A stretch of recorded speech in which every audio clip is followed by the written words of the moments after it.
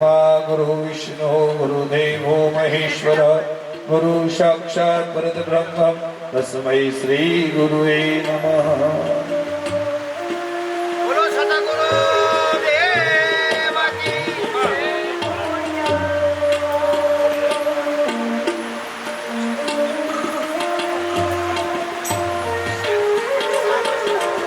General એવું સમજી બેઠા છીએ કે પિતૃને તારવાના હોય, પિતૃની પાછળ હોય તો કથા બેસાડાય ના। તમે આ એક વ્રત છે, તમારી જો શક્યતા શક્તિ હોય યથા યોગ્ય દરેકને તો આપણી યથાશક્તિ પ્રમાણે ભાગવત વર્ષે 2 વર્ષે 5 વર્ષે પણ તમે કરાવી શકો છો। અમને એવું ભાગ્ય મળ્યું છે એટલે ભાગવત કથા સાંભળવી અને જણાવવી એ પણ એક અહોભાગ્યની વાત છે। અને આજે બે બહેનો રમીલાબેન અને જાડેજા આ બધા જે છે, આ છોકરીનો ઉત્સાહ મેં છેલ્લા કેટલા સમયથી જોયો છે। ડાયરેક્ટ મારો તો હતો નહીં, પણ ત્યાં મહાદેવ બુઆ હતા અને ગોવિંદ બુઆ આ બંનેના સંપર્કમાં આવીને મારા કાર્યક્રમમાં હાજરી ભરતા તેમને પ્રેરણા જાગી કે ભાઈ અમારે આ કથા કરવી જોઈએ। પિતૃઓના તો ઘણા બધા ફોટા જોયા છે મેં, પણ આટલી વસ્તી પબ્લિકને જોઈ મેં આ જ વસ્તુ છે એ ભાગવતનું મહત્વ છે। અને તો જ શાસ્ત્રીજીને પણ આનંદ આવશે, તમારી ભાગવત કરવાનો એમને પણ એક ગુણ થશે અને એ પણ અંદરથી ભાગવતમાં નવી નવી વસ્તુ શોધી લાવશે। એટલે ભાગવતના પાના ફેરવી અને ટાઈમ પૂરો કરી દઈશે। પણ એમને લાગશે કે ના, સામે મારી પાસે સાંભળવાના છે, લાવો કંઈક નવું તત્વ લાવીને આપ્યું। ભાગવત તત્વ છે, ભાગવત કથા નથી। પુરાણો બધા ખરા પણ ભાગવત તત્વ છે, એની અંદરથી સાર લેવાનો છે।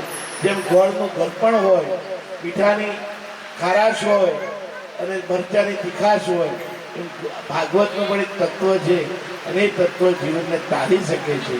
એટલે હું એવું મારા જાતને અહોભાગ્ય સમજુ છું કે આજે વડનગર ગામની અંદર જે હાટકેશ્વર દાદાના સાનિધ્ય વર્ષો પહેલા 2013માં એ નાગર બ્રાહ્મણોની જે આ વાડી છે એમાં મને તેડાવેલો અને ત્યારે 2013માં આવ્યો, તો આજે હું આવ્યો છું એ મારા માટે એક બહુ આનંદની વાત છે કે હાટકેશ્વર દાદા બહુ સિદ્ધ છે, કેથલિક છે, પ્રાચીન છે, સમજ્યા ને। મારે કથા ભાગવતજીનો ટાઈમ વેસ્ટ કરવો નથી। આટલાથી હું દરેકને જય શ્રી કૃષ્ણ। જી હતા, ગોપીઓ હતી, કનૈયો પ્રગટ થયો ત્યાંથી જસોદીના ઘરમાં ગોપીઓની અખંડ અવર જવર રહેતી હતી। કોઈના કોઈ રમાડવા માટે આવતું, કોઈના કોઈ વસ્ત્રદાન કરીને આવતું। અને એ સમયે નંદજી મથુરા ગયા હતા।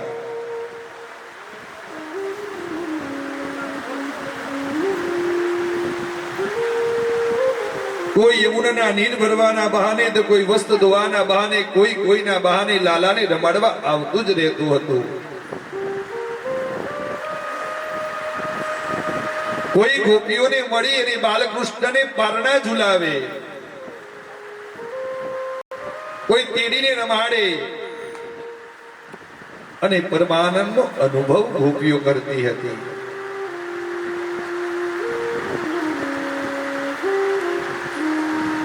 પૂતના રૂપાળી બની અને ગોપી બનીને આવી હતી અને કોઈ ઓળખી ન શકે તેવી વેશમાં આવી,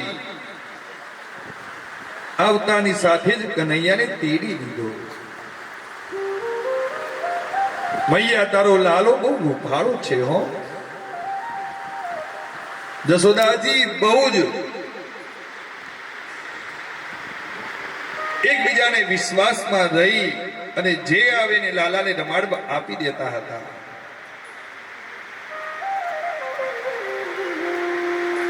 પણ એમને ખબર પડી ગઈ કે આ ગોપી નથી,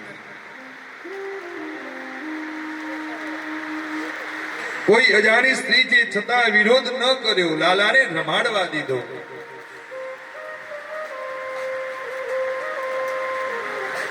આપણા ઘરે પણ કોઈ બાળકનો જન્મ થયો હોય તો કેટલો ઉત્સાહ ને આનંદ હોય, એમ યશોદા માતાને ઉત્સાહ ને આનંદનો કોઈ પાર રહેતો હતો નહીં।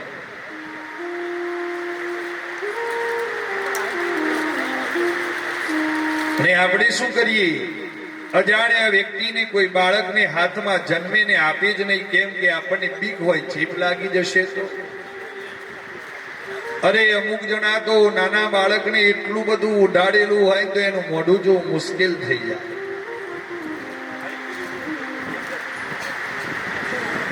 પૂતનાએ કનૈયાની તીડીને રમાડ્યો. પછી તરત જ કાવતરા પ્રમાણે છાતીનું વસ્ત્ર ખસેડી લીધું અને ઝેર ચોપડેલું સ્તન કનૈયાના મુખમાં આપ્યું.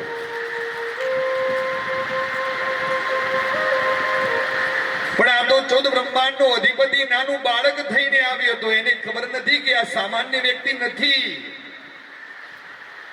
કૃષ્ણ પરમાત્માને ખબર પડી ગઈ કે આ કોઈ ગોપી નથી, આ તો મારું ભક્ષણ કરવા માટે આવેલી પૂતના છે.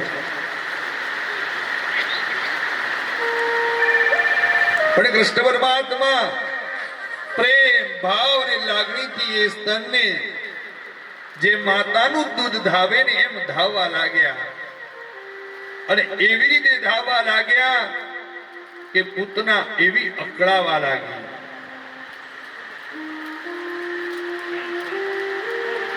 કનૈયાને દૂધની જરૂર નથી મારા બાપ. એની માની છાતીમાં ઘણું દૂધ ભરેલું છે મારા બાપ. આપણા જીવનમાં કથા ખૂબ શીખવે છે.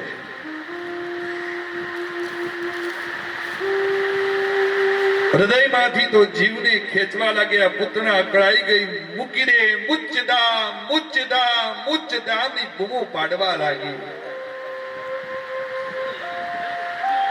એટલે કનૈયો પૂતનાને એમ કે પૂતના, એકવાર હું કોઈને પકડું છું ને તો એને છોડતો નથી. મારી માએ મને આ શીખવાડ્યું જ નથી જન્મથી.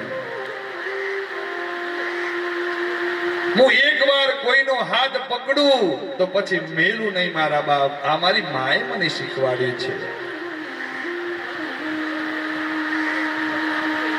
એટલે મેં તને એકવાર પકડી છે તો હું છોડવાનું તો નથી જ. એટલી ચિંતા ના કરીશ. પુત્રને રહેવાયું નહીં. પુત્રના ચીસો પાડતી રહી, બૂમો પાડતી રહી, બચાવો બચાવો, મુચ્ચદામ મુચ્ચદામ, તું મને છોડી દે, તું મને છોડી દે. પુતનાનું એ જ ઘડીએ કનૈયાએ એમનું મોતને ઘાટ ઉતારી. નંદજી મથુરાથી પાછા આવ્યા. પુતનાના શરીરનો અગ્નિ સંસ્કાર કર્યો. ત્યારે તેમાંથી ચંદનના જેવી સુગંધ નીકળવા લાગી. કેમ નીકળવા લાગી?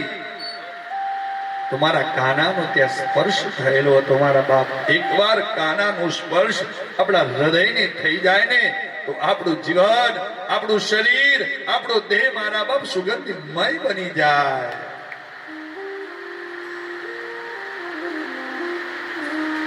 કોઈ પણ વ્યક્તિ પ્રભુના, ભગવાનના સંપર્કમાં આવે, આવા સાધુ સંતોના સંપર્કમાં આવે ને તો એનું જીવન મારા બાપ ધન્ય થઈ જાય, સુગંધમય બની જાય. ઈશ્વરના સંબંધમાં આવે પછી તો માયા પણ મટી જાય. બ્રહ્મ રૂપ વળી ભગવાન જેનું સ્તનપાન કર્યું હોય તે પૂતનાને માતા સમાન ગણી તેનું કલ્યાણ કર્યું, તેને મોક્ષને પ્રાપ્ત કરાવ્યું. આત્માની સાથે દેહ પણ પવિત્ર બની જવાથી સુગંધ પ્રગટી જાય છે.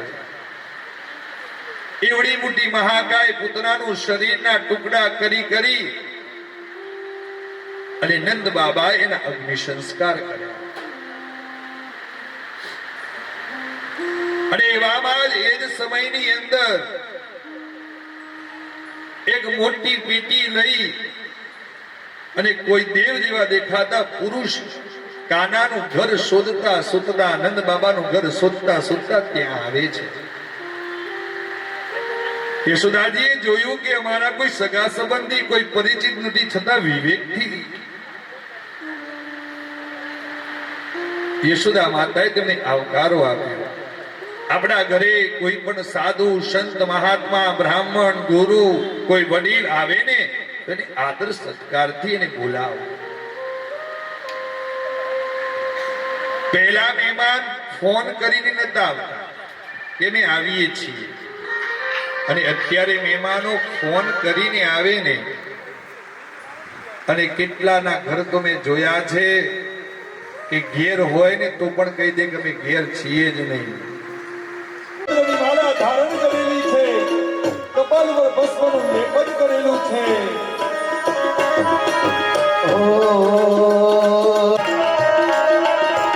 અંગી ભૂલતી ગણપત માલા દેશી નાગ लिपटायो माधो तिलक भाई चंद्रमा नगर में जोगी आया अजब का खेल रचाया हो सब भोलेनाथ भोलेनाथ ए भोलेनाथ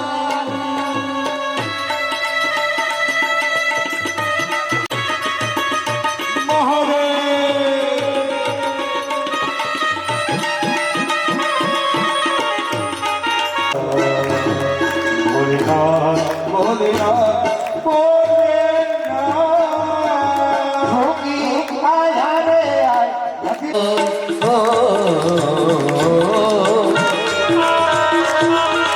ना चाहिए तेरी दौलत दुनी नहीं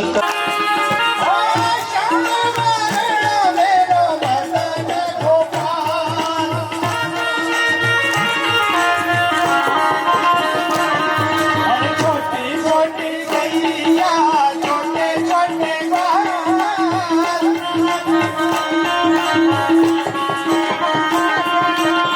छोटा सा छोटा सा छोटा सा मेरो मदन गोपाल.